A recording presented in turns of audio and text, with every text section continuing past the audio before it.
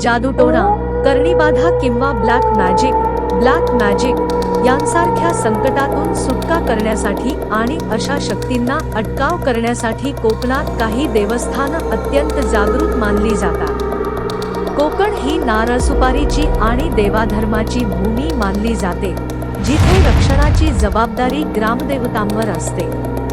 Black magic किंवा वाईट शक्तींच्या संदर्भात कोकणातील खालील देवस्थानं प्रसिद्ध आहेत। 1. श्री देव वेतोबा, आरवली, सिंधुदुर्ग। कोकणात वेतोबा हा भूतांचा राजा किंवा ग्रामरक्षक मानला जातो।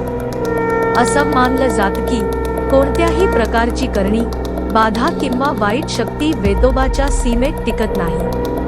अन्याय निवारण करण्यासाठी आणि वाईट शक्तींचा नाश करण्यासाठी लोक वेतोबाचा कौल घेतात किंवा त्याला साकडं घालतात।